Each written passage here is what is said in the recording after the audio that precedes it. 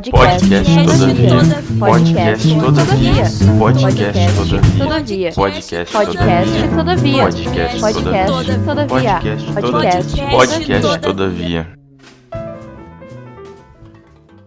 Bem-vindos! Eu sou a Luísa Moscato. E eu sou a Isadora Hoff. E no episódio de hoje, a professora Gisele Seco, doutora em Filosofia pela Pontifícia Universidade Católica do Rio de Janeiro, falará sobre o ensino da lógica pelo ponto de vista feminista. Então, professora, a gente gostaria de começar agradecendo por tu ter aceitado o nosso convite e ter se disponibilizado a estar aqui com a gente nessa sexta de manhã. Não, eu que agradeço. Eu sou uma fã do projeto de vocês, acho muito bem pensado, muito bem executado, espero que tenha longa vida e para mim é um grande prazer estar aqui. Obrigada pelo convite. Tá, antes de entrarmos no tópico central da nossa conversa, que é o artigo que tu e a Natácia Pugliese produziram, tu pode contar um pouco pra gente como é que começou tua parceria com ela e como exatamente funciona escrever um artigo a quatro mãos? Sim. Bom, minha parceria com Nastácia começou, para quem não sabe, Nastácia é professora na Universidade Federal do Rio de Janeiro, na Faculdade de Educação, e também é professora atualmente no PPGLM, né, no programa de pós-graduação em Lógica e Metafísica do Departamento de Filosofia. Nós nos conhecemos em 2009, quando Nastácia entrou no mestrado e eu no doutorado na Pontifícia Universidade Católica do Rio de Janeiro. E desde então começamos, nos tornamos amigas e tivemos sempre muitos interesses em comum e fomos sempre muito estimulantes uma para a outra intelectualmente. E uma das coisas que imediatamente nos mostrou interesses, né, mostrou que tínhamos interesses em comum eram as questões relacionadas ao ensino de filosofia. Na época, a Nastácia estava estudando Quine, e eu estava já estudando filosofia da matemática, então é óbvio que a gente também conversava sobre esses assuntos, éramos colegas em diversas disciplinas, mas ao longo desses 12 anos já, a gente oficialmente escreveu sobre ensino de lógica, né? Nós temos, acho que o nosso primeiro paper conjunto, um capítulo que foi publicado nos anais de um evento super importante, que é o Encontro Internacional de Didática da Lógica, que ocorre no México há todos os anos, já há mais de 20 anos.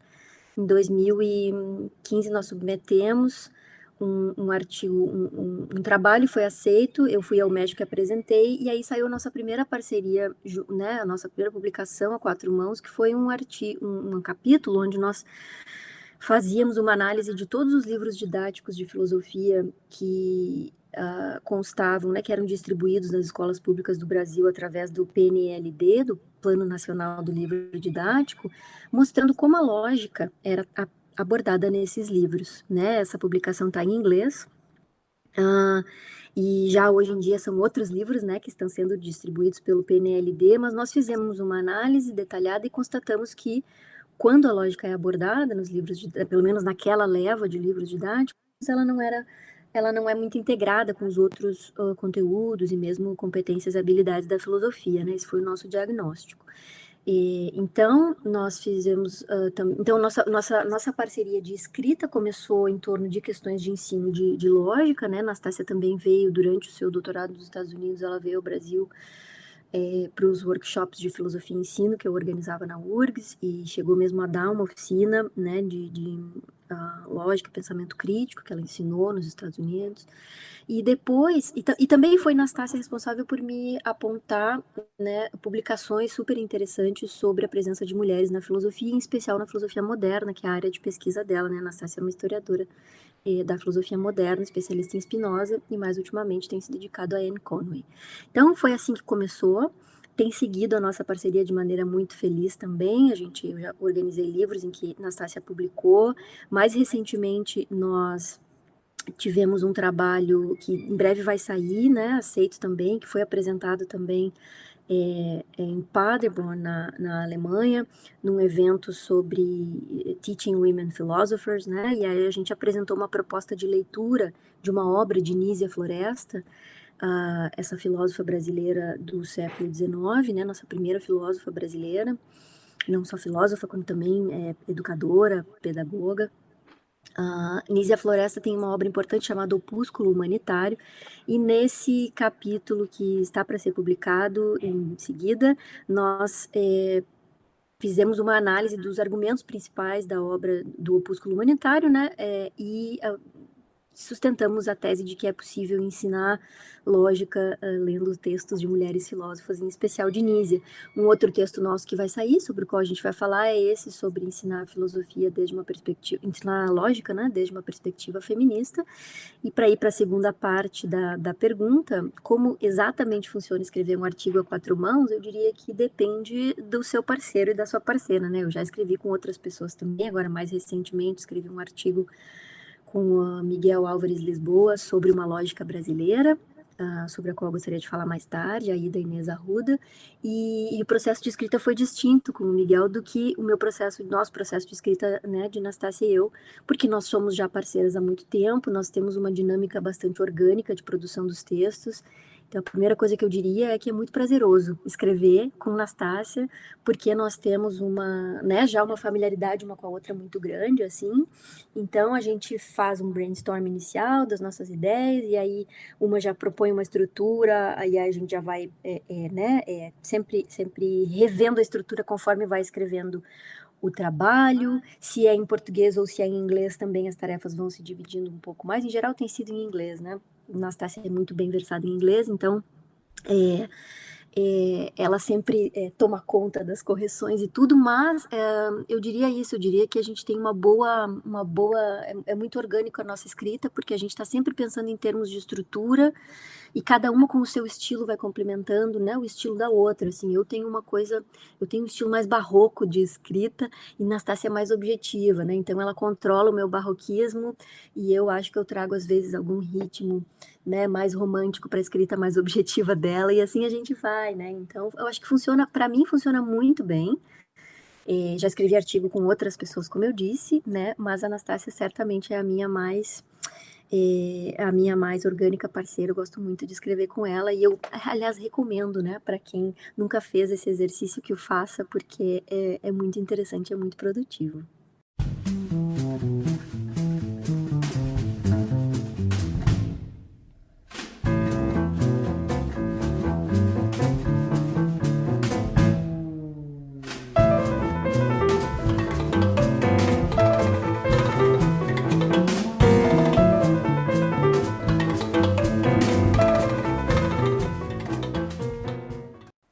Bem interessante os artigos que vocês escreveram juntos, principalmente esse dos livros didáticos. Sim. Eu já vi outros pesquisadores fazendo uma análise parecida, e eu fico chocada às vezes com as coisas, da forma como é colocado as coisas para os estudantes verem depois. Esse eu acho que é um tópico bastante importante, ao qual a gente às vezes não dá muita atenção, né? Que é aproveitar o fato de que, ou estudar esses livros didáticos, porque eles são. Imagina, você tem, né, o Plano Nacional do Livro Didático é uma política pública que abrange, se não me engano, ao todo, entre escola do ensino fundamental e ensino superior, atinge 32 milhões de alunos no Brasil, né? Se a gente pensar no ensino médio, se não erro, a gente está falando de 16 milhões de estudantes que têm acesso a livros, né, gratuitos, é uma coisa que a gente não valoriza no Brasil. Quando a gente conta isso para pessoas do exterior, elas ficam chocadas com o fato de que no Brasil, além da escola ser pública, você tem distribuição, né, gratuita de livros didáticos, e mais ultimamente de livros de literatura também, né, sendo distribuídos gratuitamente para os estudantes das escolas públicas. E você imagina que, às vezes, os únicos livros que há em algumas casas são esses livros desse programa, né? Então, a gente fez esse exercício de fazer a análise de como a lógica era abordada nesses livros, justamente como um primeiro movimento, assim, para tentar mapear, não é? Para tentar mapear o campo dentro do qual a gente estava querendo propor algumas modificações, que é o campo do ensino da lógica. Sempre é uma coisa que deveria ser mais, eu acho, estimulada, né? Que a gente analisasse mais e estudasse mais esses livros, porque, novamente, muitas vezes são os únicos livros aos quais milhões de estudantes têm acesso, assim, né? Então, acho que é uma força-tarefa aí que pode ser feita por mais gente. Espero que mais gente se interesse pelo assunto.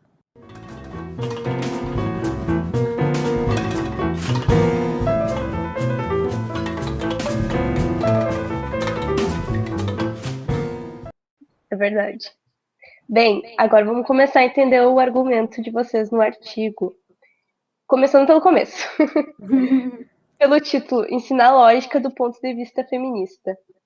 A primeira reação é tentar entender como essa combinação entre lógica e feminismo surgiu no debate filosófico contemporâneo.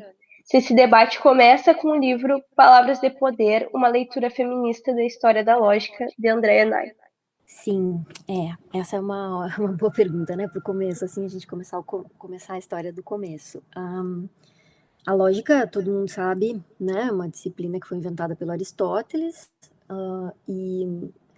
e a história da lógica é uma história, tal como ela vem sido contada, marcada, né, pela predominância de autores homens, né?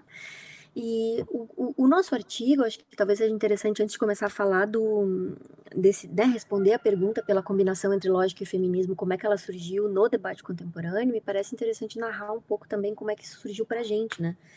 Vejam, nós, Nastácia e eu, sempre tivemos interesse em questões de ensino de lógica e meio que paralelamente, né, Nastácia veio trazendo esse interesse pela questão das mulheres na filosofia, que depois, dado tudo que tem acontecido no Brasil nos últimos anos, né, vem se adensando, assim, o tópico, e os interesses em torno disso.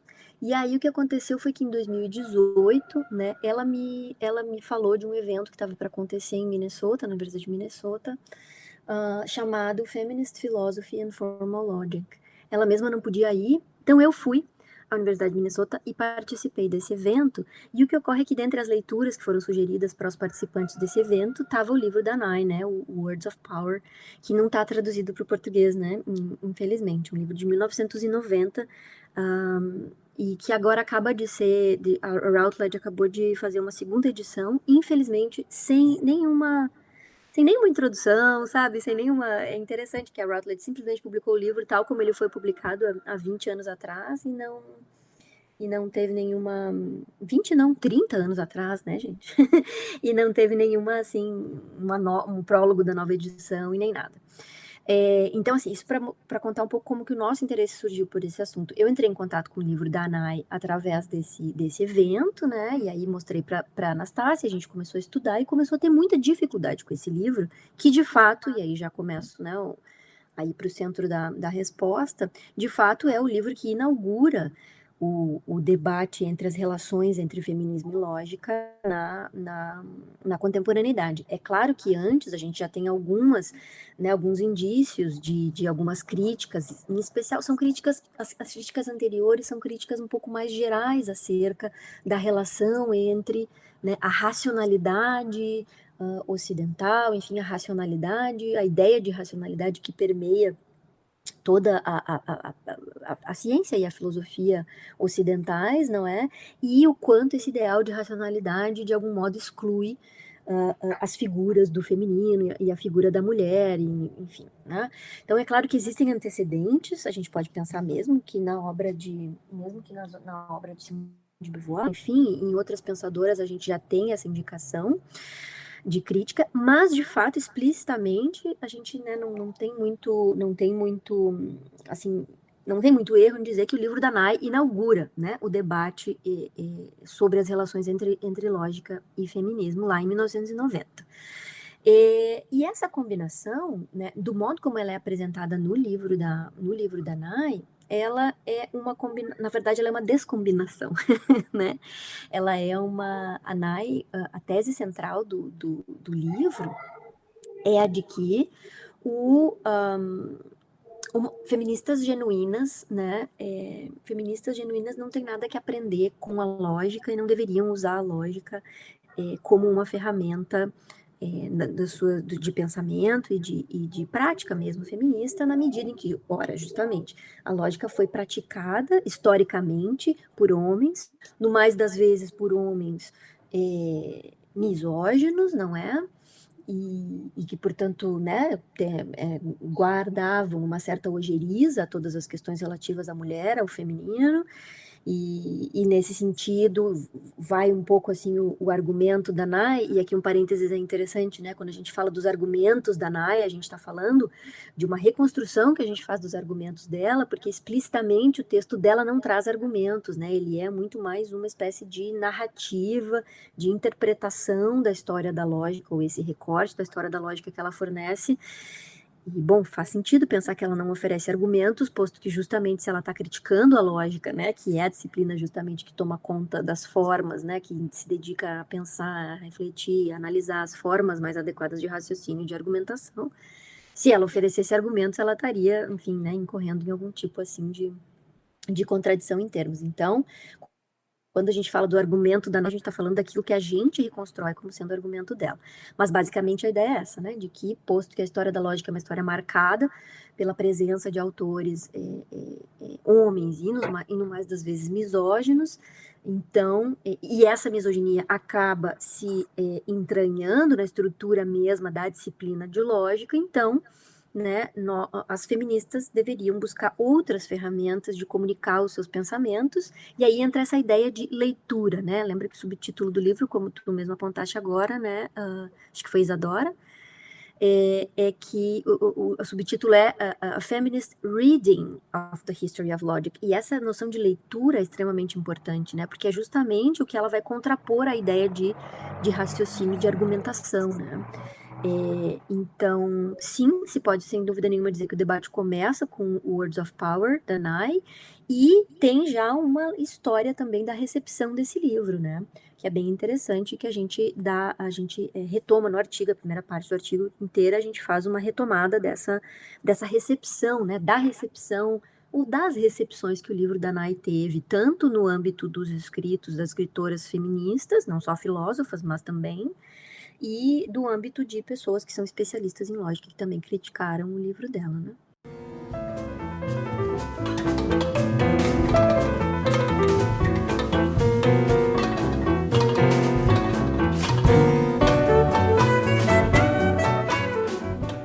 Nossa, eu fico muito brava falando sobre isso. Porque mulher, nossa senhora, sério. Eu tenho pena de mulheres. Eu tenho pena de mim, tenho pena de todas as mulheres. Porque pobres criaturas que foram invalidadas por nascer. Nossa, assim, pra mim é inconcebível.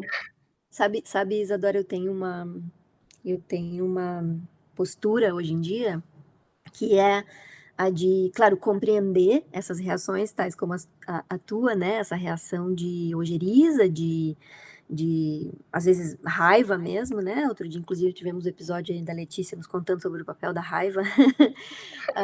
Eu compreendo, né? E eu também compreendo esse outro afeto, que é o afeto da pena, né?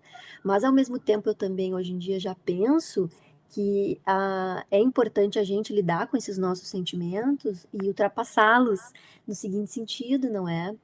Que se a gente fica nele, se a gente se deixa, se a gente se mantém nesse âmbito dessas paixões tristes aí, que são em especial a raiva e a pena, né? A gente não consegue fazer tanto quanto a gente faria se a gente, né, desse um passo adiante e pensasse assim, é verdade, tem um lado dessa história que é muito triste, que é o lado da exclusão, né? E que existem razões históricas as mais variadas, o que não significa que sejam justificativas, mas a gente pode, né, ver em distintas sociedades, como é que essas exclusões foram se dando, em especial na história do pensamento. Ao mesmo tempo, também é verdade que nós sempre estivemos lá. Nós sempre estivemos aí, as mulheres sempre estiveram fazendo ciência, fazendo filosofia, e no caso da lógica, aí há algumas especificidades que a gente pode discutir depois, né? Então, o negócio da exclusão, sobre o qual a gente fala, quando fala da história, das ciências, da filosofia, da lógica, ela é uma exclusão feita por quem contou a história, mas não é que ela seja uma exclusão completa do ponto de vista da prática dessas, né, tanto da ciência quanto da filosofia, porque quando a gente começa a investigar, a gente começa a ver que sempre houve mulheres fazendo essas coisas. Então, de novo, né, eu acho que é interessante a gente pensar também um pouco em como ultrapassar essa questão da raiva e da pena e pensar, não, mas espera só um pouquinho, sabe? É verdade, não é legal isso tudo que aconteceu, para nada, assim, legal nem é a palavra boa, assim, é uma tragédia, mas nós estamos hoje em boas posições, né, em ótimas condições de reescrever essa história, de mostrar que sempre estivemos ali, né, de mostrar que somos capazes de fazer as coisas igual, ou tão bem, ou melhor do que os participantes oficiais dessa história, né?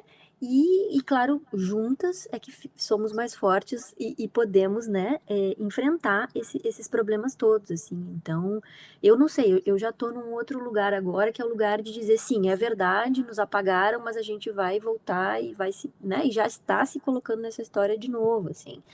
Então, não sei se eu posso pensar do ponto de vista, assim, de alguém que é mais velho e tal, eu diria assim, é verdade, é triste, mas vamos adiante que ainda tem muita coisa para fazer. Sim.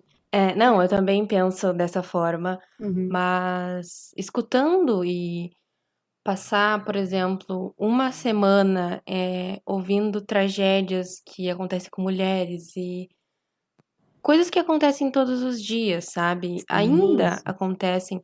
É revoltante, é um muito, sentimento com certeza. de, E nem sei acontece explicar. e daí nesse sentido não tem nem diferença. Acontece entre estudantes, acontece entre professoras.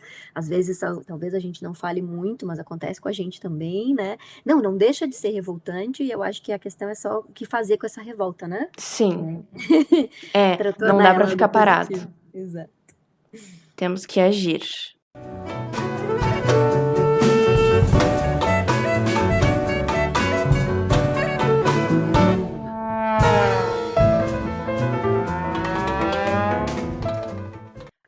E tu já falou um pouquinho, mas no começo do artigo, vocês afirmam que a Andrea Nai oferece uma visão enganosa da lógica. Enganosa em que sentido? Bom, é uma. A gente tem uma crítica, a Nike é uma crítica essencialmente metodológica, né? Então, o nosso argumento é de que, por causa da maneira como ela reconstrói a história da lógica, ou essa história da lógica, né? É interessante pensar de novo que no subtítulo do livro é uma leitura feminista da história da lógica. Antes eu enfatizei o leitura, né, para dizer que a leitura é o que ela contrapõe à ideia de argumentação e raciocínio. Mas agora eu estou enfatizando a ideia de que é uma leitura feminista, justamente porque ela diz, né, inclusive ela diz, para mim não existe feminismo, existem as feministas fazendo suas práticas feministas. Então, também né, também combina bem com o que ela está tentando propor, essa ideia de que é a leitura dela e podem ter outras leituras, né? Pinta a imagem da lógica, né? Não é que ela erre completamente ao dizer, por exemplo, que a lógica é uma disciplina extremamente formal, sobretudo se a gente pensa na lógica em sentido estrito, né? E aqui já tem uma crítica, veja bem, porque a Nai usa o conceito de lógica de maneira, como diria, de uma maneira muito ampla, é muito vaga a maneira como ela trabalha com a ideia de lógica. Então, às vezes, parece que ela está falando de lógica num sentido bastante amplo, quer dizer, lógica como o kit de ferramentas com o qual todo ser humano vem embutido, né, capaz de organizar. Todo ser humano é capaz de organizar as informações que recebe de maneira inferencial e realizar certas inferências muito simples, do tipo, tá chovendo, portanto vou levar meu guarda-chuva, né? Coisas assim. Sim. E nesse sentido, bom, diversos outros animais também realizam inferências, né? Animais não humanos, mas de todo modo, às vezes ela usa lógica nesse sentido muito amplo e às vezes ela está focando, claro, na lógica como uma disciplina que tem já indícios anteriores a Aristóteles, mas que foi criada, inventada pelo Aristóteles e depois foi, né, desenvolvida ao longo da história do pensamento ocidental. Então, a primeira coisa seria essa, seria a gente dizer assim, um dos problemas e um sentido no qual a visão dela da lógica é enganosa é porque ela, né, transita entre esses dois sentidos de lógica, sem precisar muito bem, inclusive, as diferenças que existem entre esses autores que ela mobiliza na sua leitura da história da lógica. Vejam, é uma leitura da história da lógica muito não usual, né? Ela começa com Parmênides e fala no primeiro capítulo sobre o desejo da lógica, a paixão de Parmênides. E vocês já vão entender como é que essa descrição que eu estou dando dos títulos dos capítulos vai chegar, né, vai me ajudar a dizer em que sentido ela está usando, caracterizando lógica de modo enganoso. Depois, né, Platão e o sofista, Aristóteles e o silogismo. Depois tem um capítulo do quarto capítulo chamado Logos Spermáticos, a lógica do império, né? Então vocês veem que simplesmente na primeira parte, já onde ela está falando da lógica clássica, em especial por causa do título do primeiro capítulo, né, o desejo da lógica, a paixão de Parmênides. E por que Parmênides? Ora, porque, né, sabemos bem que Parmênides teria sido o primeiro, pelo menos no Ocidente, né, a tentar um discurso demonstrativo, né? Lá no poema do Parmênides a gente já tem a estrutura de uma demonstração, no sentido de dizer isso por causa daquilo, dados certos princípios e dadas certas maneiras de inferir, então esse, aquele outro, né? A gente já teria ali, desculpe, uma pré-lógica nesse sentido de ter um discurso demonstrativo, né?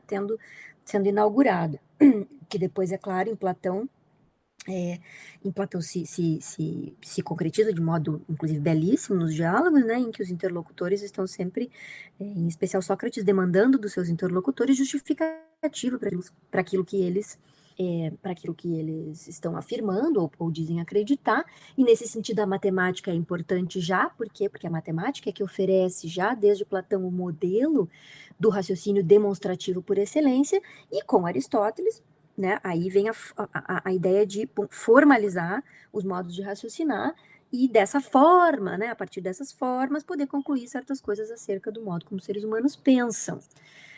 E aí, por que ela fala de desejo da lógica? Porque a paixão de Parmênides, né? Vocês veem que desde o primeiro capítulo, o que ela faz vai ser percorrer essa primeira história da lógica, apontando para características que não dizem respeito àquilo que é próprio da lógica, ou seja, as estruturas, as formas de raciocínio, né? Que a gente alcança através de processos de abstração do conteúdo. O que a Nai faz é justamente um movimento de mostrar de onde vem o desejo por essa formalização, de onde vem o desejo por esse modo demonstrativo de pensar. Então, o que ela faz é conectar a lógica com os homens que fazem lógica, mais ainda com a dimensão do desejante desses homens, para daí poder apontar aspectos enfim, da misoginia e tudo mais. Então, o que ela faz é reconstruir a história, e eu estou falando só da primeira parte, né? Depois a gente tem uma segunda parte do livro que é sobre lógica medieval, onde ela vai abordar Abelardo, a dialética de Abelardo e Ockham, né? E numa terceira parte, então, vai focar no Frege, né? O autor ao qual ela dedica mais tempo no livro. Mas, de todo modo, é uma constante metodológica da leitura da Nai essa ideia de não falar somente dos textos e do conhecimento que está sendo produzido por esses autores, mas de falar deles mesmos, sabe? Inserir notas biográficas, inserir aspectos da sua psicologia para explicar o modo como eles pensaram a lógica. Ora, essa mistura entre psicologia e lógica é algo que nós apontamos como problemático no nosso artigo, na medida em que justamente, e esse é o sentido no qual ela nos oferece uma visão enganosa da lógica, ela mistura coisas que para a lógica ela mesma não são misturáveis, é justamente o esforço foi sempre o de separar forma e conteúdo, por assim dizer, né, e de modo que a lógica foca em aspectos, digamos, sintáticos do pensamento, formais do pensamento, e o que ela faz é botar de novo na jogada, né, os aspectos psicológicos, né, a questão do desejo e tudo mais. Então é uma leitura, ela diz que não é psicanalítica, né, ela diz mesmo que a leitura dela não é nem pós-estruturalista, nem psicanalítica, é uma coisa completamente diferente, mas ela traz, com certeza, esses traços, assim, digamos, materiais e psicológicos para a sua leitura da lógica. E aí, o que acontece é que justamente aquilo que é típico da lógica, que são que é trabalhar com processos de abstração que vão gerar formas, né, vão gerar maneiras de encontrar as formas ou diferentes formas pelas quais a gente pode categorizar as formas de raciocínio, é visto como aquilo que é ruim, entende? É visto como aquilo que é nocivo mesmo, né? Porque ao formalizar, perde-se toda a dimensão afetiva, ao formalizar, perde-se toda a dimensão emocional e a dimensão do desejo. Sim, perde-se. Por quê? Porque não é assunto da lógica pensar nessa dimensão mais afetiva e mais psicológica, né? Embora possa haver certamente conexões entre essas coisas. E aí é que está, digamos assim, mais um elemento enganador, digamos, não sei se enganador é a melhor palavra, mas de todo modo problemático da abordagem da Nai, né, de equívoco que ela comete, que é o de explicitar como ela enxerga a relação entre a dimensão psicológica e a dimensão lógica, entende? Ela não explicita, ela não diz, olha, então assim, a lógica é verdade, ela é formal, ela chega a dizer fria, dura, né, usar esses adjetivos, assim, com esses qualificativos bastante negativos, mas ela não explicita em nenhum momento como que essa dimensão, como que esse conhecimento, que é um conhecimento formal, que no fim das contas, se a gente pensar sobretudo na lógica pós-Frege, né, na lógica contemporânea, a gente está falando de um tipo de conhecimento que deriva justamente da manipulação de símbolos, que deriva da manipulação de formas simbólicas, certo? E Leibniz já dizia isso em realidade, né? Que o conhecimento o conhecimento típico da matemática e da lógica é um conhecimento formal, é um conhecimento que a gente, por exemplo, imaginem que a gente pegue duas lógicas distintas. Vamos pensar no caso da lógica de predicados e da lógica proposicional. São sistemas formais distintos que captam distintos aspectos da nossa linguagem, né?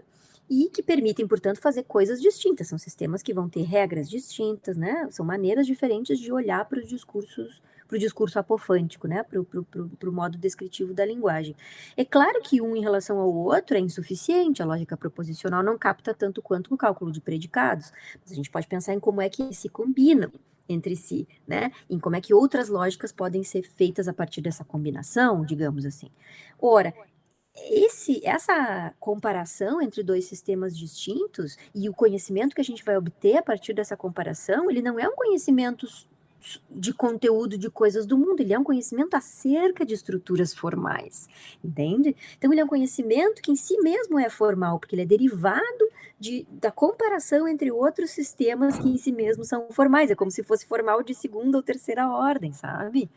Ora, ao misturar as coisas, se a gente quiser sintaxe semântica, forma com conteúdo, a Nai jamais nos oferece uma boa explicação sobre como essa combinação se dá, né? E nesse sentido é que o modo como a gente né, julga que o modo como ela está apresentando ou pintando a lógica, como eu disse antes, é algo enganador, porque ela pega aquilo que é justamente próprio da lógica para dizer que é ruim, né? Que ao só focar na forma, a lógica deixa de lado toda uma outra dimensão importante, e aí vem o problema, né?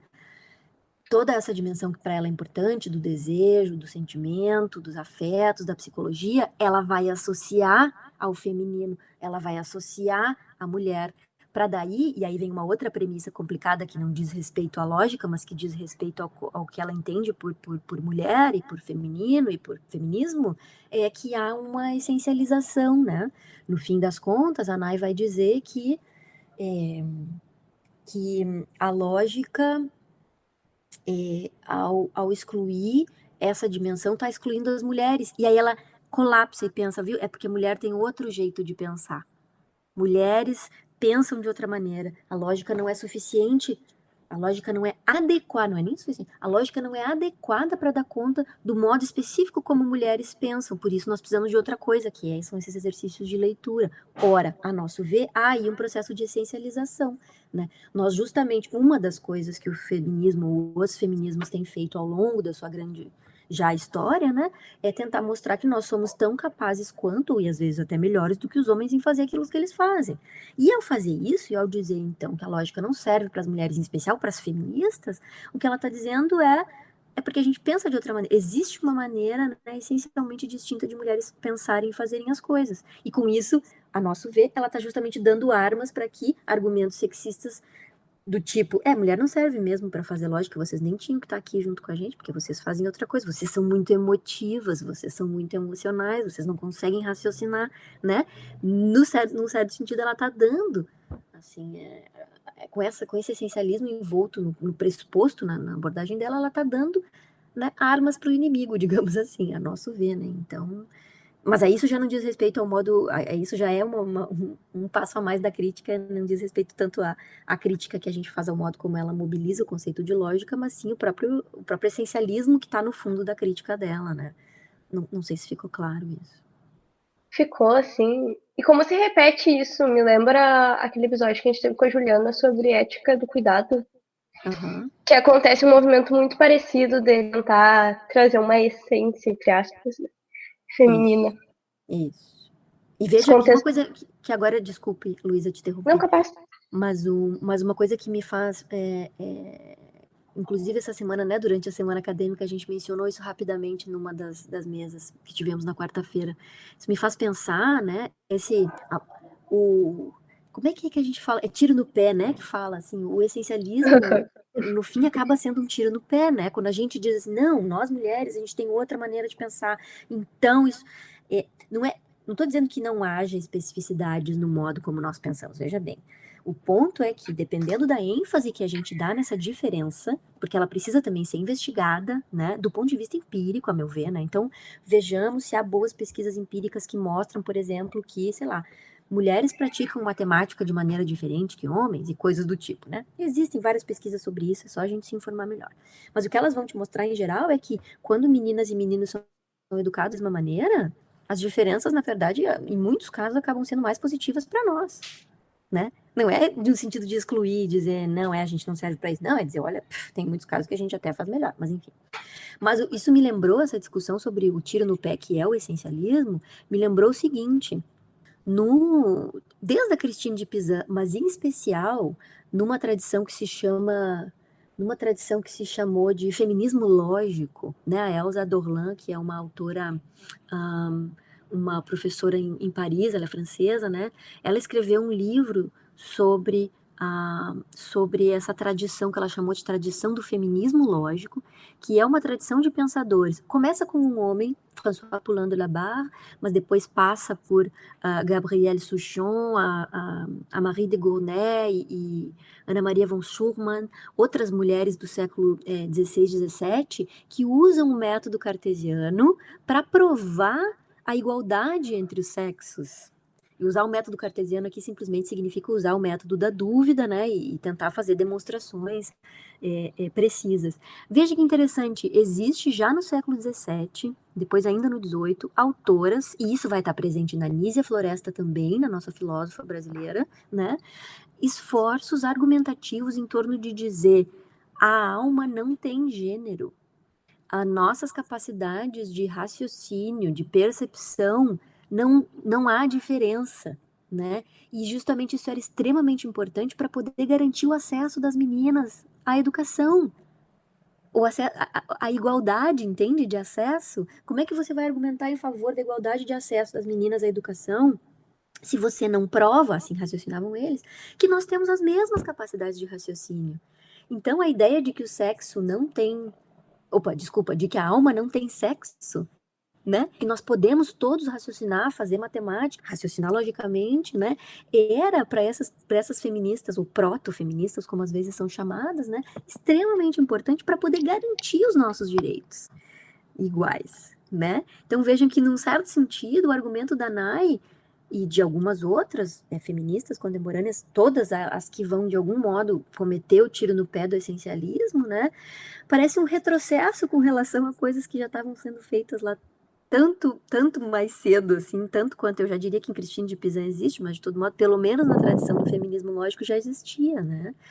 Então, enfim, só para dizer que essa questão do essencialismo de fato, né, bem lembrado o episódio em que a Juliana falou disso, eu escutei, adorei, né, e me fez pensar exatamente no livro da Nay, né, e de como às vezes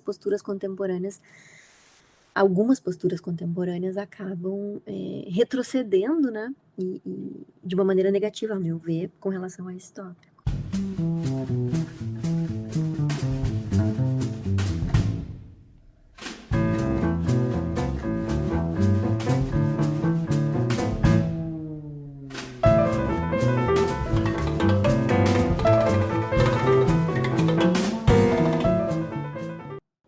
Isso que tu falou de o ensino, né, ensinar diferente, o menino e a menina me lembrou.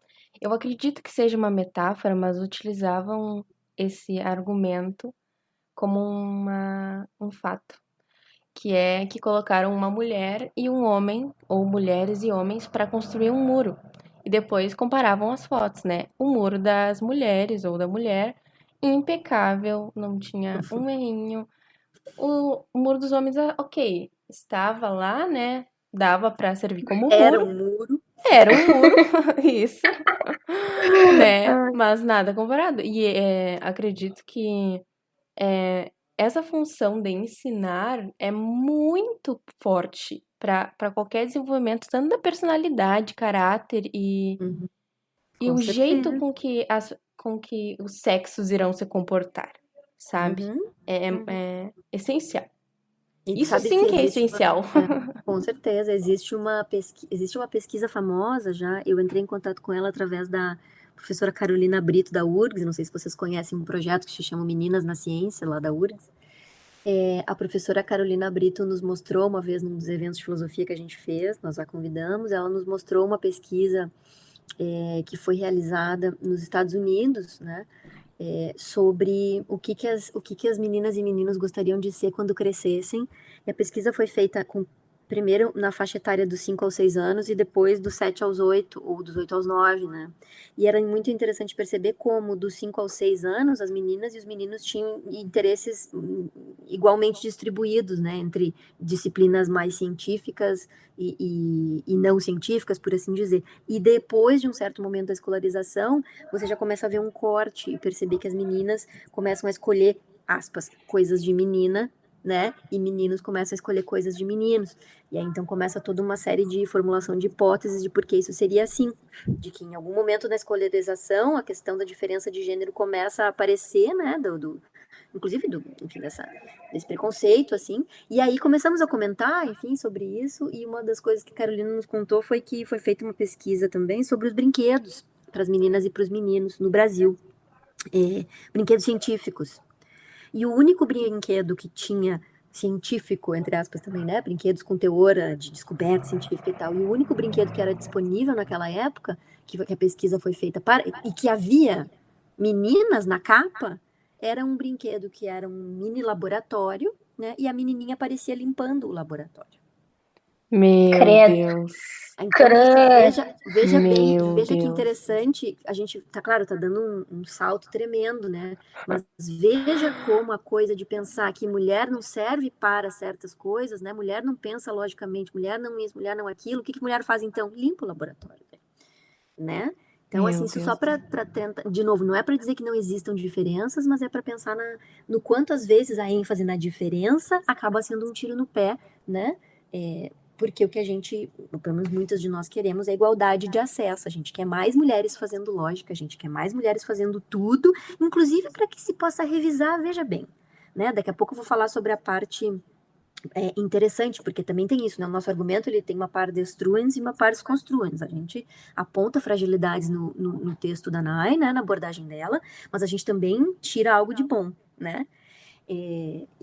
Então a gente ainda está falando da par destruem aqui, né?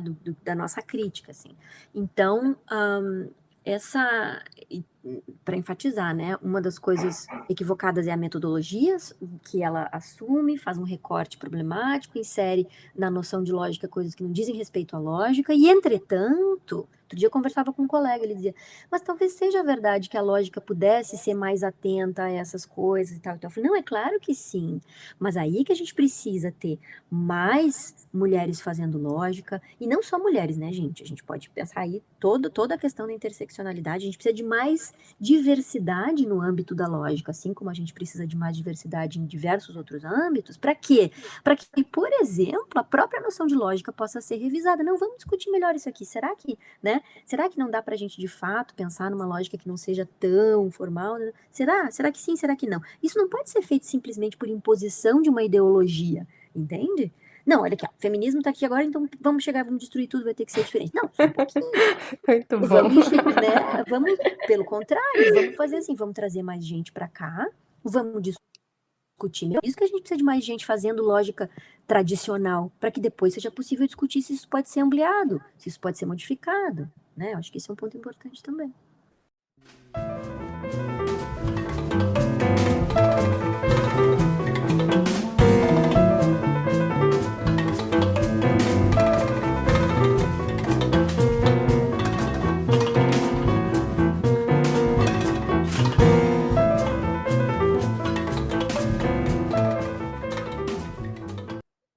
prof, o que o feminismo perde se deixar a lógica pelo caminho? Ótima pergunta. Veja, primeira, e aí, claro, né? Eu tenho uma tendência a responder perguntas desse tipo, dizendo, depende. Em primeiro lugar, a essa altura do campeonato já, né? Talvez seja importante, eu acho que eu mencionei, mas talvez seja importante reforçar isso, né?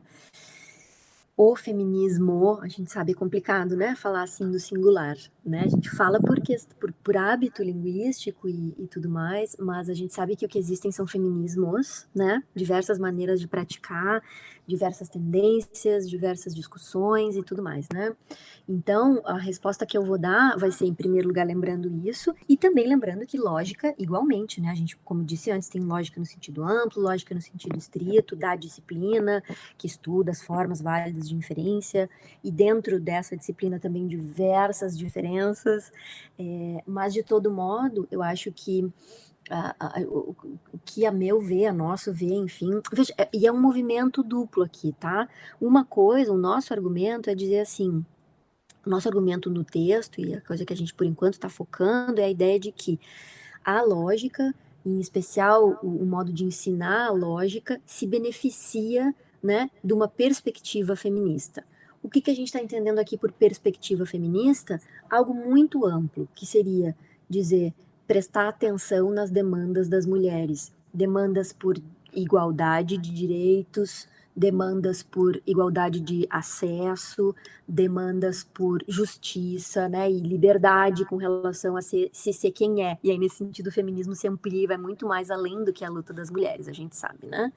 Então, assim, o nosso movimento aqui é olhar para a lógica e ver como ela pode ser beneficiada por perspectivas feministas, em especial com relação ao ensino, porque a gente acredita que é assim que mais gente vai se interessar, fazer lógica, pesquisar a lógica, e aí a coisa, né, diversificando, vai melhorando, vai se aprimorando.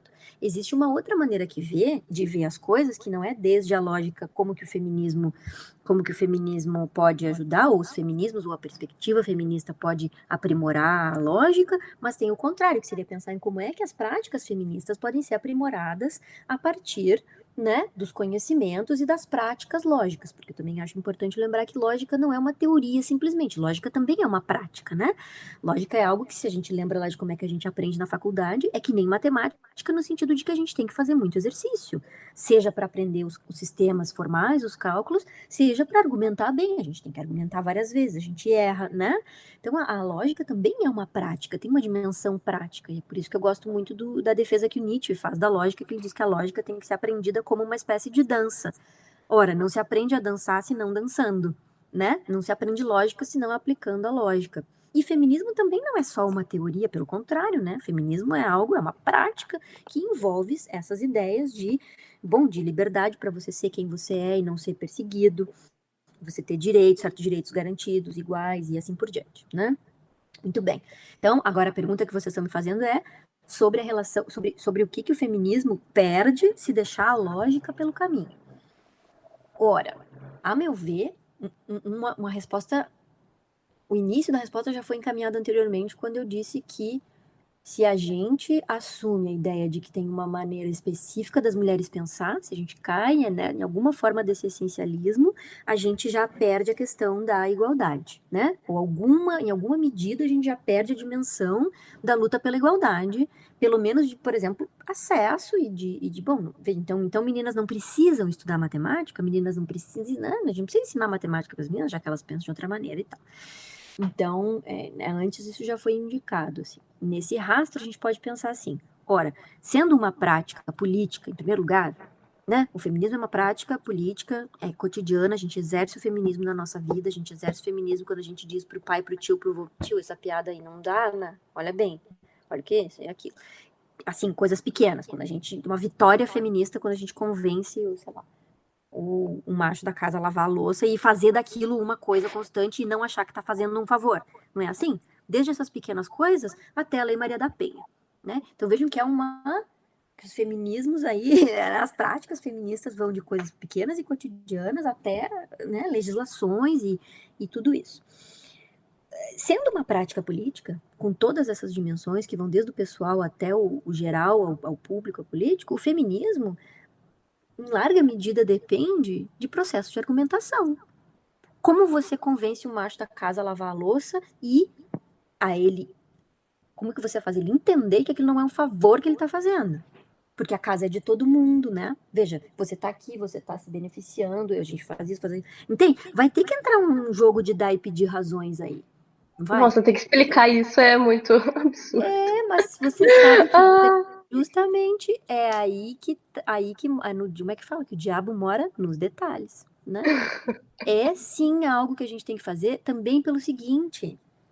É verdade, os homens são privilegiados, é verdade, justamente, foram criados assim, né? Não é de uma hora para... Eu costumo brincar, Roma não foi construída num dia, como diz o ditado, e o patriarcado não vai ser destruído em um dia, e nem em uma década. A gente é um infelizmente. processo, exato, não tem varinha mágica, entendeu? É uma luta que começou, né?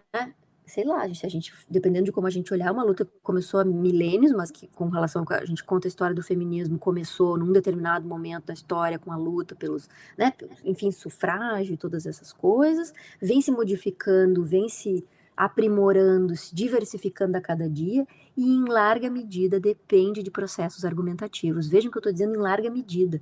Eu não estou dizendo que as práticas feministas, a partir do momento que se começarem a incluir, né, ferramentas que venham da lógica, sejam mais ligadas à teoria da argumentação, sejam mais ligadas a coisas mais formais, eu não estou dizendo que isso vai ser uma solução mágica.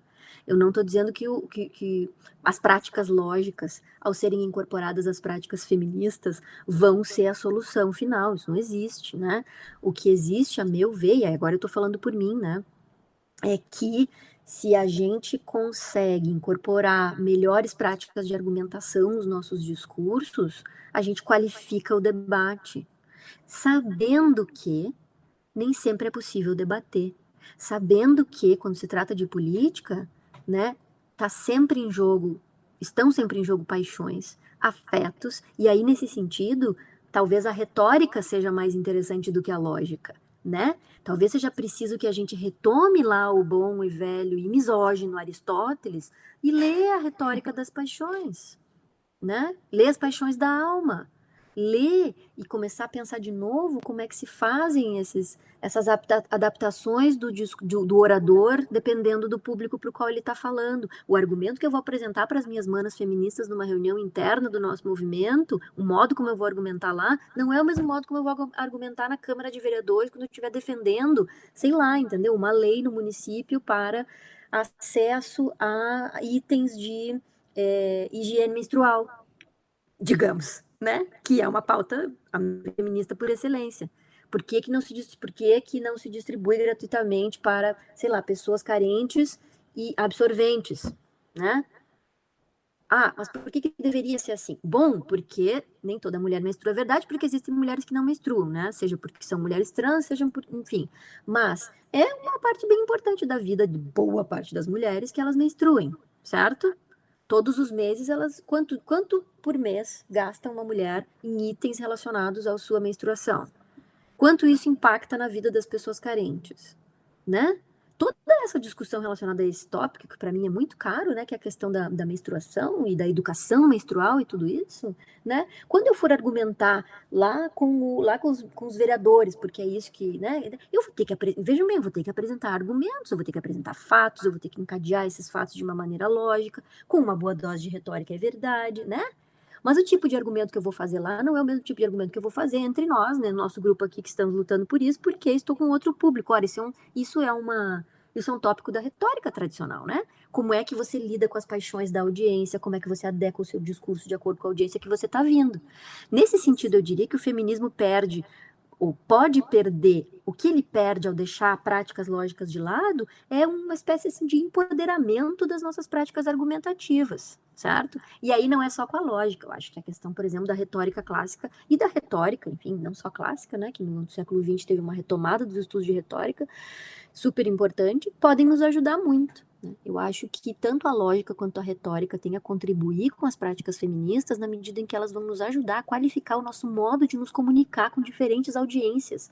Né? A gente não quer pregar para convertidas ou para convertidos, porque nós também temos colegas e amigos que estão aí na luta com a gente. Não é verdade? A gente quer mais gente se convencendo da importância de práticas feministas. Isso significa que a gente vai ter diferentes tipos de discurso para serem feitos, às vezes mais, às vezes menos formalmente argumentados, às vezes mais, às vezes menos retoricamente argumentados, né? Mas eu vejo que o que se perde é um empoderamento do nosso discurso coletivamente. Lembrando que empoderamento é uma palavra que hoje em dia está sendo usada bastante do ponto de vista individual, mas eu acho que aqui é importante resgatar o aspecto coletivo da noção de empoderamento, né? Eu sou super a favor de mais cursos de lógica e argumentação para feministas, para mulheres em geral, porque isso vai nos qualificar a maneira da gente argumentar junto a diferentes audiências e vai incrementar os nossos. É uma ferramenta poderosa demais para a gente não usar. Eu acho que é isso que eu diria em resumo, sabe?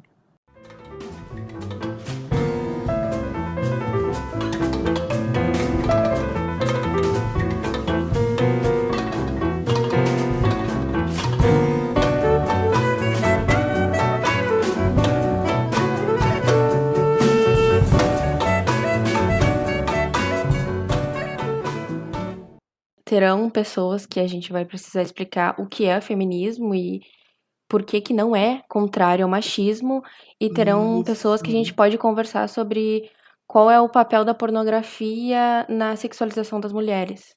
Sabe? Exatamente. É uma questão de sensibilidade ao contexto discursivo, né? Exatamente. Se você está conversando com alguém que já tem uma ojeriza à própria palavra feminismo, talvez seja uma coisa interessante você nem também falar a palavra feminismo.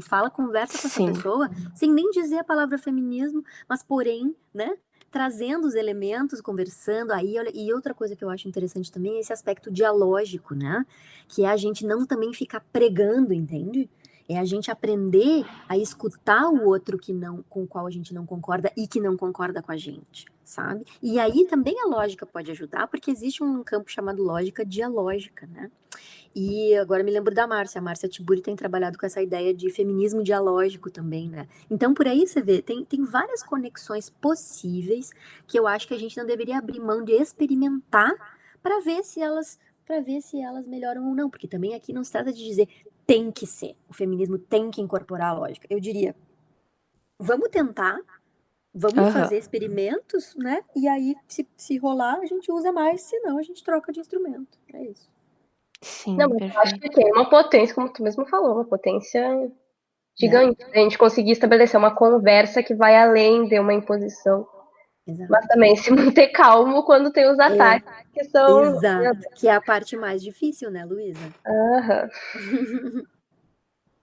Não dá pra gastar o réu primário com isso.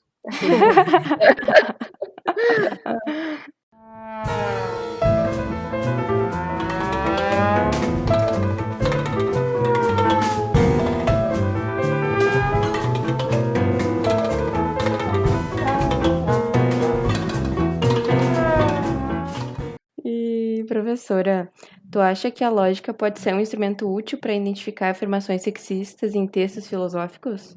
Ah, com certeza. E não só afirmações sexistas, né? Vejam que por causa do seu grau de generalidade, que é outra coisa que também pode ser discutida, né? Ah, mas será que a lógica é universal? Será que vale para tudo? Será que todo mesmo ser humano usa essa lógica do mesmo jeito? Ótimo debate em filosofia da lógica. Devemos conversar mais sobre isso. Existem outras lógicas, lógica indiana, lógica africana, lógica indígena. No caso de indiana e africana, já tem publicações sobre isso, pesquisas e tal. Indígenas, até onde eu sei, só tem pesquisa sobre matemática indígena, né? Mas independentemente disso, esse é o preâmbulo da resposta, né? Independentemente disso, dado o seu caráter de generalidade, né? Dado justamente o fato de que a gente pode aplicar ferramentas lógicas a diversos tipos de discursos distintos, levando em conta, claro, né? Veja, você vai ler um diálogo platônico, você vai aplicar lógica de uma determinada maneira e vai ter que levar em conta certos aspectos que não vai ser igual se você for ler um tratado do Aristóteles, né? E assim por diante. Agora, dado o seu caráter de generalidade, a lógica é um instrumento útil para identificar diferentes tipos de afirmações, dentre elas afirmações sexistas, com certeza. Por quê? Né? Porque a lógica vai nos dar esses instrumentos para a gente perceber. Bom, aqui são os pontos de partida, aqui é o ponto de chegada, né?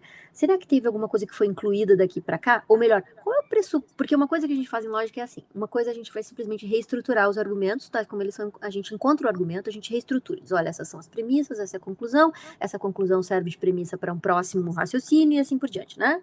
Uma coisa que a gente faz é avaliar a forma e dizer, um raciocínio válido, sim. Outra coisa que a gente faz é agora dizer o seguinte, tá bom, mas as premissas são de fato verdadeiras? Ou quais são os pressupostos? Ah, aqui eu tenho uma premissa implícita. Olha, implícita nesse raciocínio aqui é de que mulheres e homens pensam de maneira distinta. O que isso quer dizer? Tem justificativa para essa alegação no texto em algum momento ou ela é só um pressuposto? Entende? Então a gente vai crescendo os níveis de detalhamento na avaliação de argumentos, né? E com certeza, daqui a pouco vai bater numa afirmação, às vezes claramente sexista, às vezes claramente misógina, às vezes não, às vezes é uma sutileza, né? Às vezes é uma metáfora, entende? E aí já começa de novo essa ampliação da noção de lógica para algo mais relacionado com teoria da argumentação, com retórica e tudo mais. Então, eu diria, não só que ela é um instrumento útil, como ela é, como a gente acabou de constatar, um instrumento extremamente potente, né, para nos ajudar a identificar problemas de ordem sexista e misógina nos textos dos filósofos, com certeza.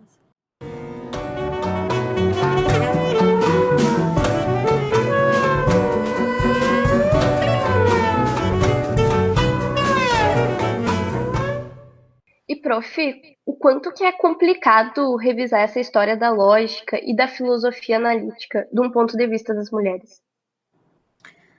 Eu acho que uma das grandes dificuldades que nós temos, e que, de novo, nós hoje em dia já estamos muito melhor amparadas do que nossas predecessoras, né, sei lá, há 50, 40, 30 anos atrás, é o acesso aos textos, né?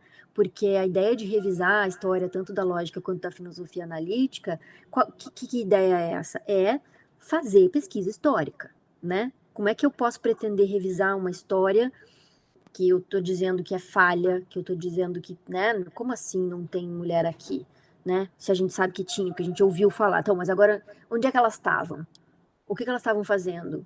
Onde é que elas publicaram, né? Onde estão os documentos, as fontes documentais que vão me permitir agora reescrever essa história, né? Tá mais do que provado que ao longo da história da filosofia, né, mulheres sempre estiveram praticando filosofia de maneira mais ou menos formal, escrevendo textos que talvez não fossem tratados, talvez cartas ou poemas ou outras coisas. E agora o grande desafio é ir atrás e fazer isso. Bom, é preciso dizer que já tem muito excelente trabalho feito e sendo feito ainda, né? Pensem nos 4 gigantes volumes que Mary Ellen White organizou do History of Women Philosophers, né?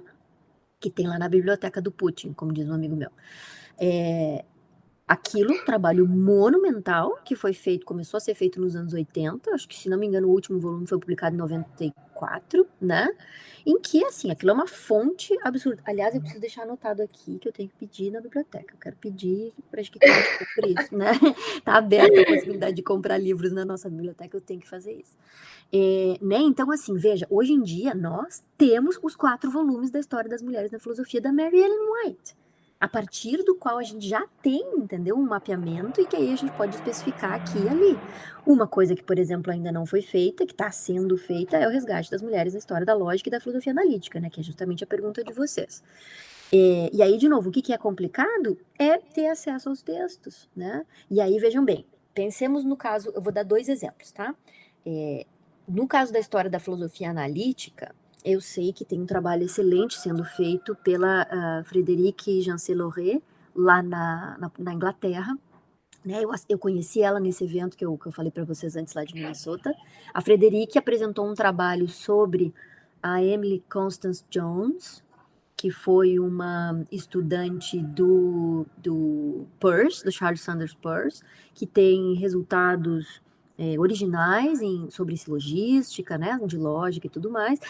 E quando ela apresentou esse texto, no texto que ela apresentou, o início dele citava pelo menos 12 mulheres, né, que participaram do surgimento da filosofia analítica no Reino Unido no final do século XIX. E quem de nós já ouviu falar de alguma delas? Né? O que ela está fazendo agora? Ela está fazendo um trabalho de resgate, está escrevendo sobre outras, né? Porque a Jones era... Ai, eu tô confundindo a Jones com a outra. O Frank usou... Ah, a Lad Franklin, é verdade. A Lad Franklin é que foi a aluna do Peirce, a Emily Constance Jones, dos Estados Unidos. A Emily Constance Jones, desculpa o erro, é alguém do Reino Unido. E essas autoras, né, que às vezes, na época, elas até eram conhecidas, quando conseguiam publicar nos journals, publicavam e tal, às vezes não conseguiam, e aí acabavam publicando seus textos, seus resultados originais, sabe onde? Nos livros didáticos que elas escreviam, porque elas eram professoras do ensino médio, porque no Reino Unido, mulheres não puderam ser professoras universitárias até, se não me engano, quase a década de 30 do século passado.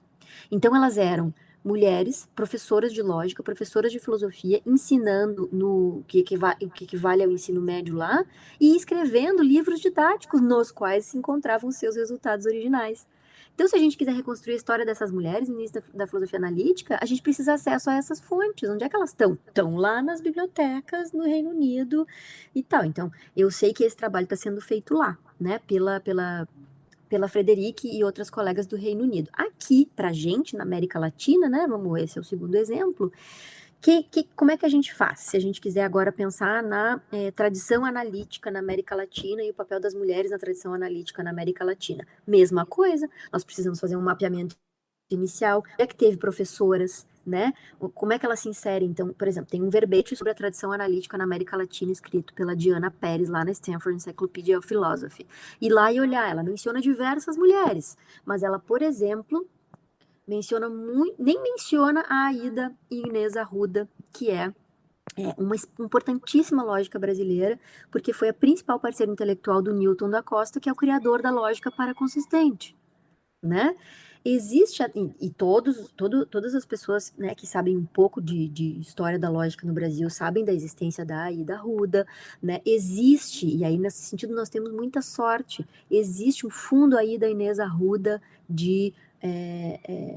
no CLE, lá nos arquivos históricos do Centro de Lógica e Epistemologia da Unicamp, com todo o espólio dela, documentos pessoais, documentos, cadernos, textos publicados, toda a parte da vida dela, que foi a parte que ela foi administradora, né? Ela foi, como se chama isso? Não é chefe de departamento, é diretora do Instituto de Matemática na Unicamp, durante a época da intervenção militar. Ela foi uma lutadora política tremenda, teve uma importante participação, né, na expulsão do interventor na Unicamp e tudo mais.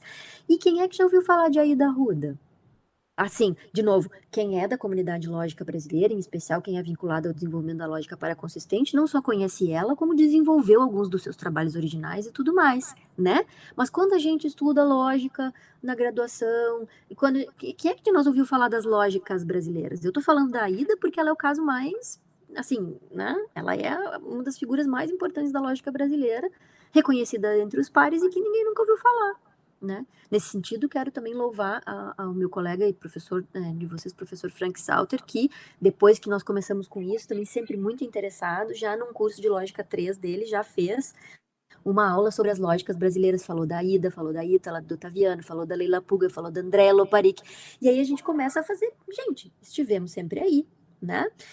A pergunta era, quão complicado é revisar a história da lógica e da filosofia analítica do ponto de vista das mulheres? A resposta é, a coisa mais complicada é o acesso aos documentos, né? Quando a gente foca no caso da América Latina, estamos, num certo sentido, bem servidas, primeiro porque, no caso da lógica, não teve muitas antecessoras à Aida, você tem mulheres na matemática e tal. No caso da filosofia analítica, é ir atrás da documentação, né? E, claro, conseguir dinheiro para financiamento para pesquisa, né, gurias? Porque esse tipo de pesquisa é pesquisa histórica, né? Eu recentemente escrevi, como eu contei antes para vocês, um artigo com o Miguel Álvares Lisboa sobre a Aida, né? Nós conseguimos que uma amiga nossa fosse até o CLE lá na Unicamp, né? Encheu um drive de coisas pra gente, o CLE, né, nos mandou várias coisas e tal, mas é tanta coisa que tem que ir lá fazer essa pesquisa, entende? E a gente escreveu um artigo Por quê? Porque antes do nosso só existe um artigo escrito em 89 sobre o desenvolvimento intelectual da Aida. Ela é mencionada aqui e ali, certo? O trabalho dela é reconhecido aqui e ali, mas não existe. Agora vai existir um segundo, tomara que seja aceito, né? Vai existir um segundo texto sobre o pensamento da Ida Inês Arruda.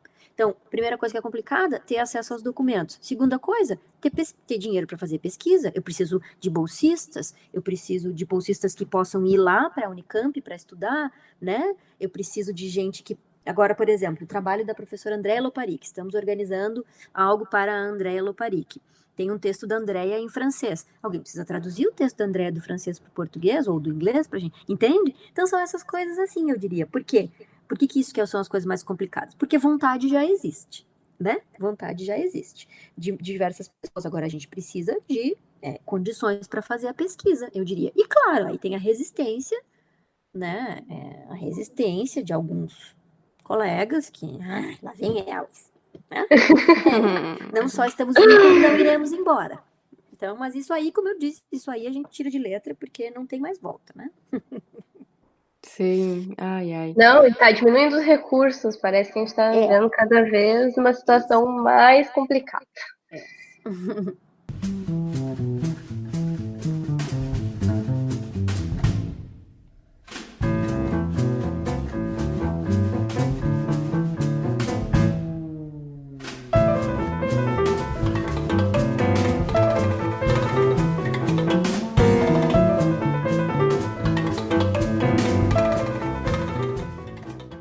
E já que tu tocou no assunto da Ida, como que tu descreve o levante das mulheres na filosofia brasileira e qual que é o impacto desse levante no projeto que tu e a Anastácia, levam adiante nesse artigo? Eu mais ou menos contei essa história no começo, né? Eu e Nath já desde o começo, a gente foi juntando, eu acho, assim, os nossos interesses de pesquisa que eram de alguma maneira, né? Ela é historiadora do 17, eu especialista em filosofia da lógica, aí tinha o ensino de filosofia, aí entrou a questão das mulheres na história e daí na lógica. Eu acho que isso que eu costumo chamar de levante, né? Às vezes se chama de primavera, acho que levante é mais, mais adequado. O levante das mulheres na filosofia brasileira, isso eu chamo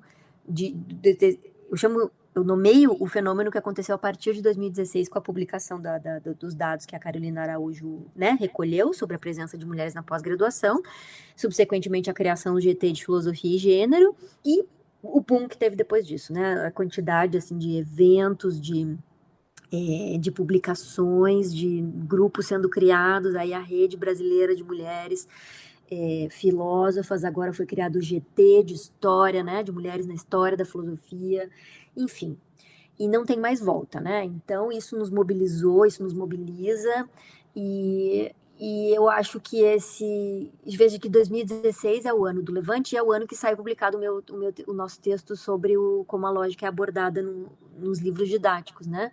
Em 2017 a gente faz o Vozes Femininas da Filosofia lá em Porto Alegre e a Anastácia não conseguiu vir, né, naquela ocasião, mas o texto dela está publicado no livro, né, Vozes Femininas da Filosofia, sobre a Anne Conway.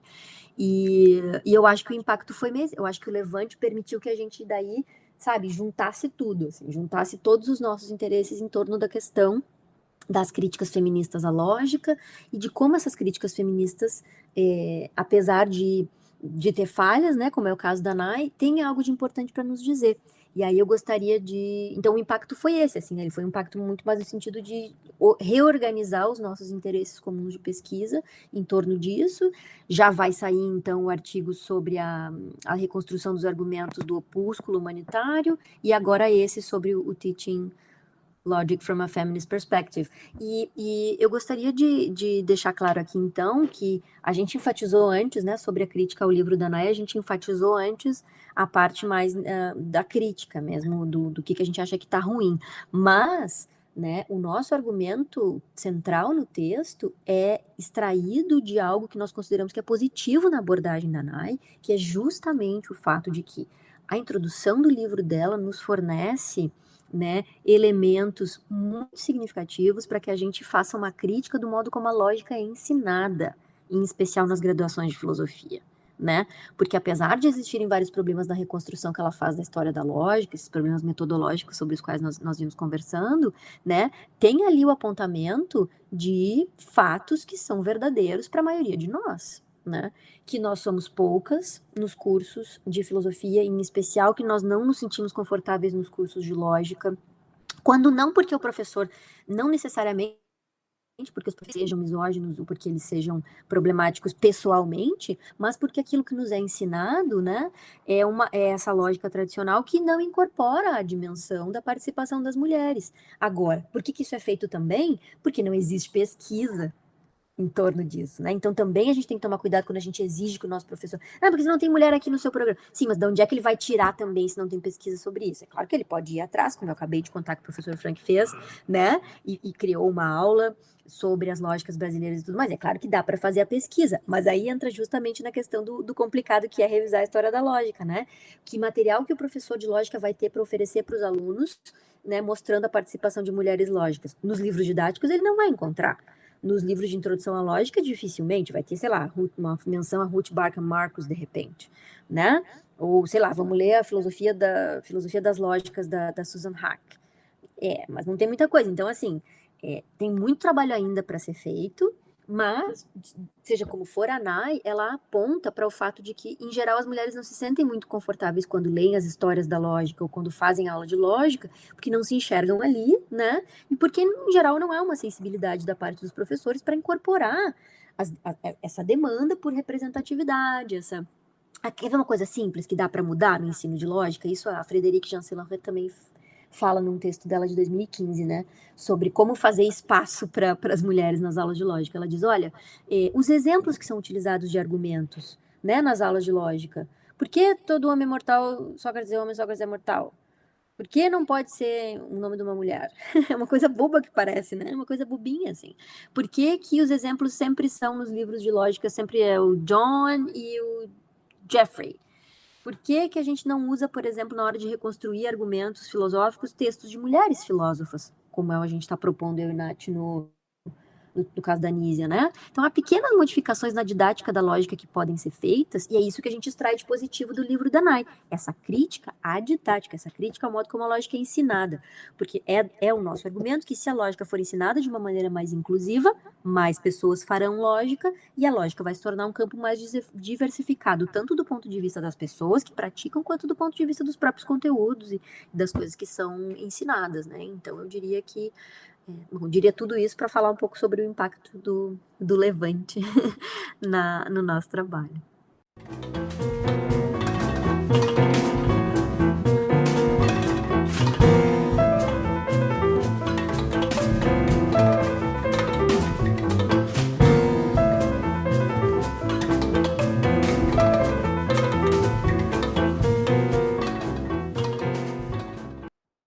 Não, mas falou absolutamente tudo o que tinha que ser dito. Eu fico me questionando isso também, de que às vezes realmente não tem a inclusão, só que como tu mesma falou, essa escassez de certas pesquisas para retomar ideias que foram apagadas durante o tempo.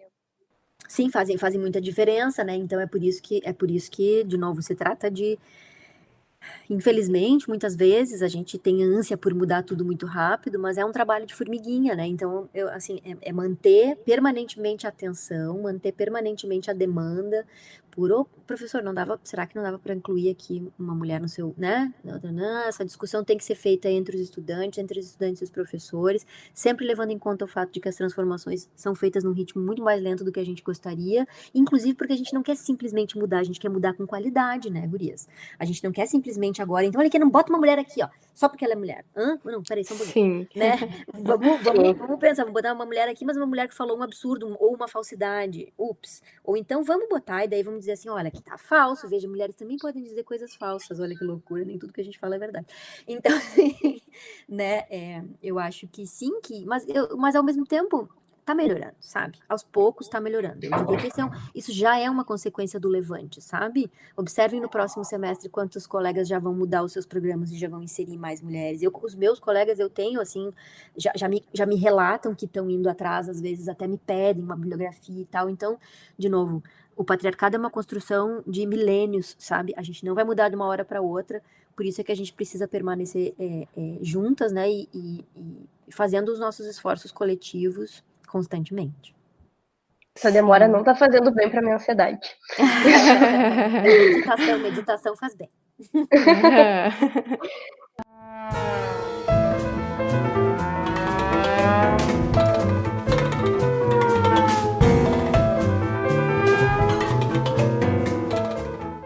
Então, prof, a gente está se encaminhando para o final e vamos fazer as perguntas de encerramento, que são mais pessoais.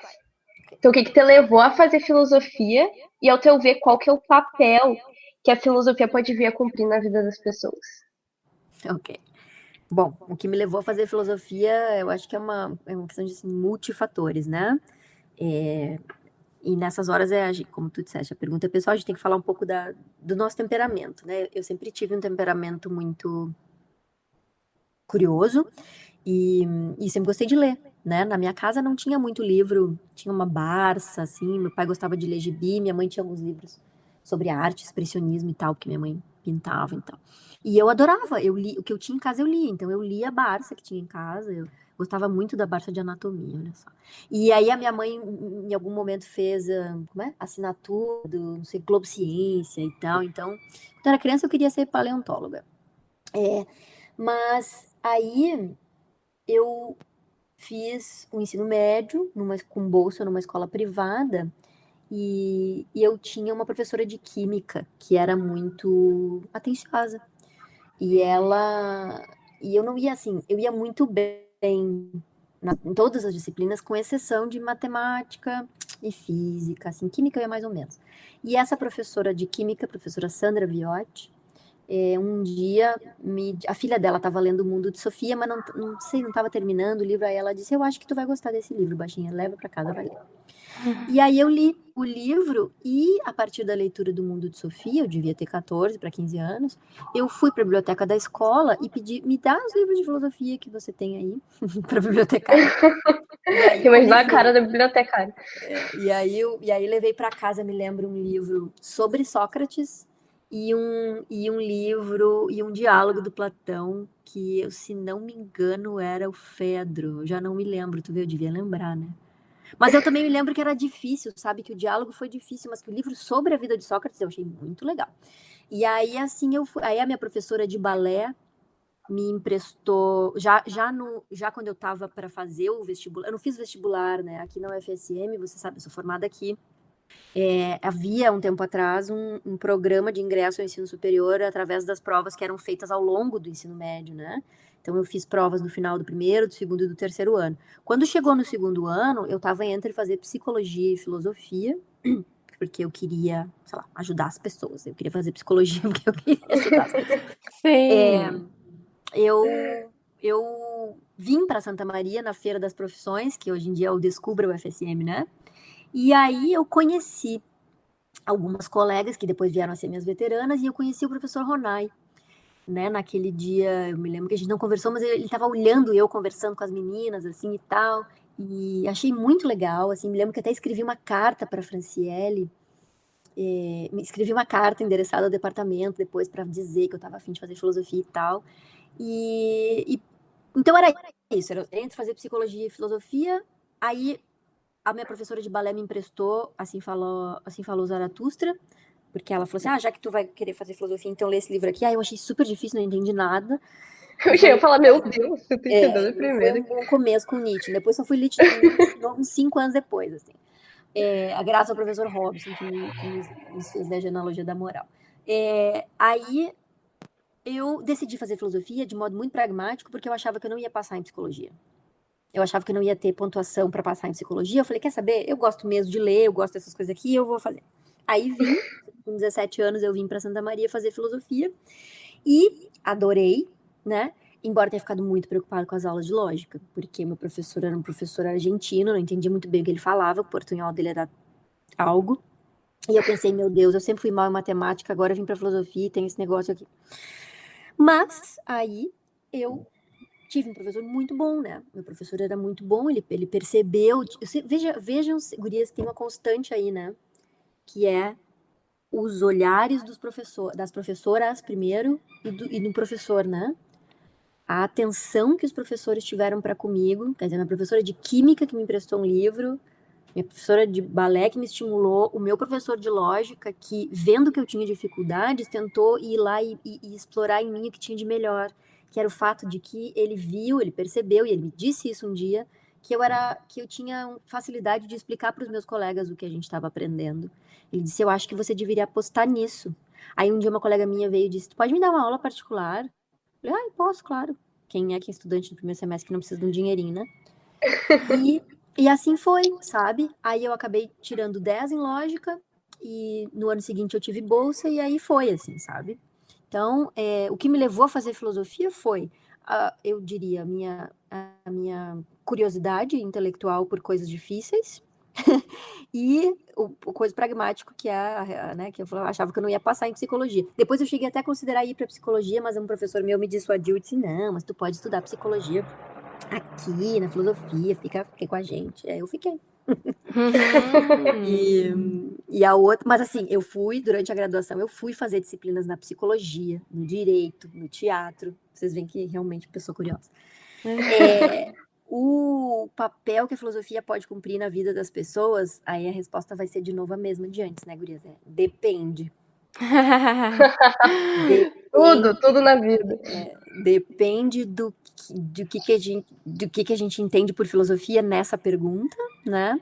E quais pessoas, porque eu realmente acho que, dependendo de como a gente caracterizar a filosofia não é para todo mundo, né? Por isso que eu gosto muito de usar a distinção kantiana entre filosofia no sentido cosmopolítico e filosofia no sentido escolar ou escolástico, né? Quer dizer, a filosofia no sentido cosmopolítico diz respeito aos problemas que nos tocam a todos, a todas, num certo sentido, né? Aqueles problemas sobre, puxa, de onde veio o universo, para onde é que a gente vai quando a gente morre, né? Que a gente pode chamar de essenciais, que durante algum tempo se chamaram os problemas a priori. Eu gosto também da caracterização que diz que, né, o Tugendhat diz que a filosofia reflete sobre os conceitos que condicionam o todo da nossa compreensão. Quer dizer, que condicionam a totalidade da maneira como a gente entende o mundo, do ponto de vista prático e do ponto de vista teórico, e nesse sentido, né? Tempo, espaço, causalidade, poder, corpo, amor, tudo isso. Então, quando a gente pensa na filosofia como tendo essa dimensão, né, cosmopolítica, como diz o Kant, que diz respeito aos fins essenciais da razão humana, eu acho que ela pode fazer bem para todo mundo, né? Desde que todo mundo, ou cada um desse todo mundo, esteja disposto a se jogar na reflexão filosófica. Porque aí que, né, é tricky, é complicada essa questão, assim. Porque perguntar qual é o papel da filosofia na vida das pessoas, ou qual o papel da filosofia pode cumprir na vida das pessoas, pressupõe que todo mundo estaria afim de se abrir para a filosofia. O que é falso, certo? Nem todo mundo tem acesso, nem todo mundo tem interesse. Tem gente que não tem interesse de ficar pensando nas grandes questões, né? Tem gente que não tem interesse em ficar se dedicando a ver, não, mas olha o jeito que tu tá argumentando aqui, ó, será que tá certo isso? E, ok, sabe? Ok, o que me preocupa da pergunta é que parece que tem um pressuposto nela de que a filosofia tem um papel a cumprir e que ele é bom, sabe? Que é o que a gente quer que seja, né? Nós que fazemos filosofia, a gente quer que a filosofia tenha um papel na vida das pessoas e, ademais, a gente quer que esse papel seja bom, né? Sim. Não é? Porque a gente acha que porque para nós ela é importante, porque para nós ela faz bem, ou às vezes faz um pouco de mal, mas a gente gosta mesmo assim. Né? Eu tenho um professor que sempre dizia que ninguém vem fazer filosofia se não tiver alguma espécie de desajuste com o mundo. Né? A gente tem alguma coisa que não nos faz confortável e aí a gente vem aqui para tentar dar um jeito nesse desconforto. E veja, tem gente que já tem desconforto suficiente, eles não querem o desconforto que a filosofia causa. E que pra gente faz bem, né?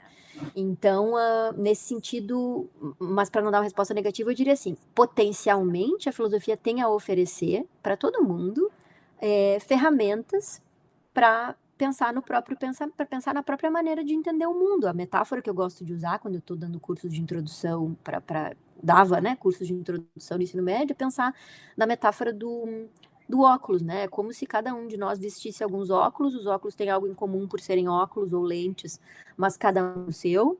E quando a gente faz filosofia, a gente tira o óculos e olha para o óculos, né? Aham. E esse óculos contém conceitos, contém certas estruturas de pensamento, contém certos esquemas. E nós que fazemos filosofia gostamos de olhar para quais são os esquemas através dos quais a gente entende o mundo, né? E aí, por exemplo, o patriarcado é um deles. Mas bom, é a própria ideia do que é um argumento, o conceito de tempo e coisas assim, né? Agora, tem gente que não quer saber, tem gente que quer usar o óculos e viver a sua vida e tudo bem. No sentido mais específico, né, de filosofia no sentido de escola, né, a filosofia como a filosofia dos especialistas, eu acho que cabe a nós, justamente, além de fazer as nossas pesquisas das coisas que mais nos interessam, cabe a nós, alguns de nós pelo menos, né, justamente fazer essa comunicação com o público em geral, para poder mostrar que a filosofia, né, que olhar para os óculos pode ser bom, né? Então, eu diria isso, eu diria que entre os especialistas, entre nós que estão, vocês que estão se formando, né, e nós que já somos formados, já exercemos a profissão de filósofo, de professor, cabe a nós, ou pelo menos a alguns de nós, né, nos esforçar para comunicar a filosofia da maneira mais clara e interessante possível, para fazer com que as pessoas possam por elas mesmas julgar se a filosofia faz bem ou não para elas. Acho que esse é o grande ensinamento, né? Que a filosofia, na verdade, é uma maneira de estimular as pessoas a pensarem por si mesmas. Mas você não pode obrigar alguém a pensar por si mesmo, então tem que ter uma... Infelizmente, né? Porque se desse... Sentindo que a Isadora tem uns ímpetos um pouco autoritários, gente. Ai, credo! Análise. Mas tudo bem. Então, Ai, eu vou diria tratar isso. na terapia isso agora, meu Deus. Olha só. Que bom, terapia é bom. Que Terapia é bom. bom. Uhum. Ai, mas Sabe, perfeita a isso- tua resposta. Sim, isso que tu falou, prof, me faz pensar o quantas vezes a filosofia pode parecer, eu não diria arrogante, mas, enfim, no sentido de que tem pessoas que elas têm tantas questões no real que fica difícil abstrair, ter questões nesse universo mais imaginativo, assim. Uhum. Tem uma metáfora que uma professora minha usou que eu acho que faz muito sentido, que é enquanto a gente que tem que pensar sobre o desmoronamento de uma casa numa questão da fantasia, do figurativo, uma metáfora, tem pessoas que realmente estão com a casa desmoronando no real. Sim. Então eu acho Mas que não é é mais como se e é muito doido isso, né? É muito doido, porque aí não é como se as pessoas cuja vida é marcada por problemas mais concretos ligados às suas dificuldades de classe, por exemplo, né? Não é que essas pessoas não tenham a potencialidade para fazer filosofia, a questão é que elas não têm oportunidade, mas aí a gente já entra num outro ponto que é a questão, enfim, da desigualdade social e de quão desgraçado é esse mundo que não permite a todos que tenham a chance de fazer filosofia, né? Sim. verdade. Tudo bem.